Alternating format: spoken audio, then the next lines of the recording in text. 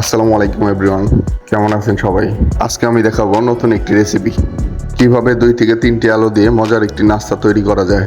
তাহলে চলুন শুরু করা যাক। আলুগুলো প্রথমে বয়েল করে নিব, যেভাবে ভর্তার জন্য বয়েল করি ঠিক সেইভাবে।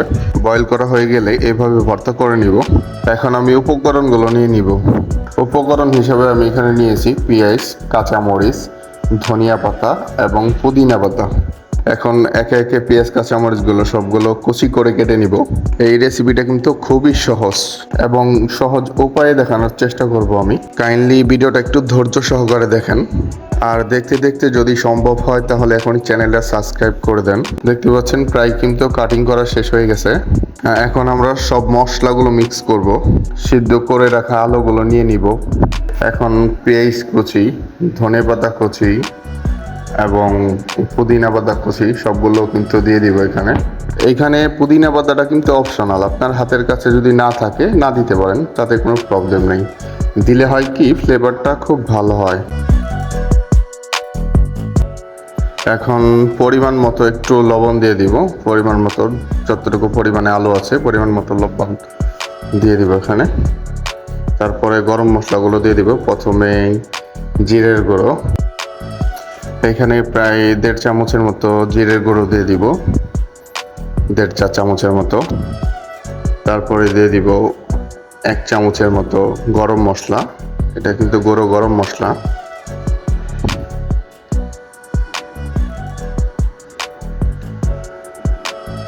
তারপর এখন ভালোভাবে একটু মিক্স করে নেব। একটু মিক্স করে নেওয়ার পরে একটু লাল মরিচের গুঁড়ো দিয়ে দিব, এতে হয় কি কালারটা এবং টেস্টটা ভালো আসে।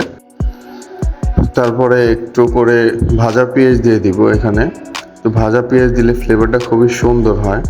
এটা দেখতে কিন্তু আলু ভর্তা, সেম আলু ভর্তার মতোই সব কিছু, কিন্তু এটার টেস্টটা কিন্তু অনেকটাই কাবাবের মতো আসবে।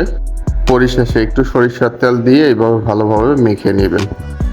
এর টেস্টটা কাবাবের মতো আসবে, সেটা বলার কারণ হচ্ছে এখানে কিন্তু আমরা গরম মশলা, জিরের গুঁড়ো, ভাজা পেঁয়াজ, সরিষার তেল ইউজ করছি। এই জন্য কিন্তু ফ্লেভারটা অনেকটা কাবাবের মতো ফ্লেভার আসবে। ভর্তাগুলো কিন্তু একে একে ড্র করে এখন কিন্তু আমরা জালি কাবাবের মতো করে নিব। এখন 2টা ডিম ভেঙে ফেটে নিব, ভালোভাবে ফেটে নিব। এই ফেটা ডিমগুলো দিয়েই কিন্তু ক্রামগুলো লাগাতে হবে, তাহলে কিন্তু লাগবে না ডিম না দিলে। এখন আমি কিছু ব্রেড ক্রাম নিয়ে নিব। এইভাবে দেখুন, এগুলো হচ্ছে ব্রেড ক্রাম। এই ব্রেড ক্রামগুলো কিন্তু বাজারে কিনতে পেয়ে যাবেন। এই আলু ভর্তাগুলো কিন্তু একে একে ডিমে চুবিয়ে এখন আমি ক্রামগুলো লাগিয়ে নিব। দেখুন, একে একে সবগুলো ডিমের ভিতরে চুবিয়ে, ডিমে চুবালেই ক্রামটা খুব ভালোভাবে গায়ে গায়ে লেগে যায়। এই ক্রামগুলো একে একে সবগুলো যখন লাগানো শেষ হয়ে যাবে তখন কিন্তু আরেকবার ডিমে চুবাতে হবে, 2বার করে ক্রামগুলো লাগাতে হবে, তাহলেই কিন্তু ক্রিসপি হবে। যে দেখুন, আরেকবার আমি ডিমে চুবিয়ে নিচ্ছি। 2বার ডিমটা লাগিয়ে নিলে তাহলে ক্রামটা খুব ভালো লাগবে এবং এটা শক্ত ক্রিসপি হবে। এটা ভাজার পর কিন্তু এর উপরটা খুবই ক্রিসপি মুচমুচে হবে এবং ভিতরটা খুবই সফট হবে। ক্রামগুলো কিন্তু লাগানো শেষ হয়ে গেছে। এখন তেলে ছাড়ার জন্য তেলটা গরম করে নিব। তেলটা মিডিয়াম হিট হয়ে গেছে। এখন একে একে সবগুলো ছেড়ে দিব। ছেড়ে 4 থেকে 5 মিনিটের মধ্যেই হয়ে যাবে ইনশাল্লাহ। দেখতে থাকুন। আর দেখতে দেখতে আপাতত ভিডিওতে একটা লাইক করে দিন। আমি দায়িত্ব নিয়ে বলছি, এই রেসিপিটা কিন্তু সত্যি খুবই খুবই খুবই মজার। আপনারা যারা এই ভিডিওটা দেখছেন তারা একবার হলেও বাসায় ট্রাই করে দেখবেন। এই রেসিপিটার নাম কিন্তু ক্রাম পটেটো চপ। আমাদের কিন্তু ফ্রাই করা হয়ে গেছে, এগুলো আমি তুলে নিচ্ছি এখন। দেখুন কত সুন্দর গর্জিয়াস একটা কালার চলে আসছে। দেখেন কালারটা, শুধু দেখেন কি সুন্দর একটা কালার চলে আসছে। আমরা এখন এখান থেকে একটা টেস্ট করে দেখব, তার জন্য একজন শেফকে ডেকে নিয়েছি। দুজনে এক পিস ভেঙে দেখছি।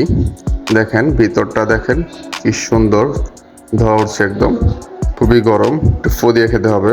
বিসমিল্লাহির রহমানির রহিম।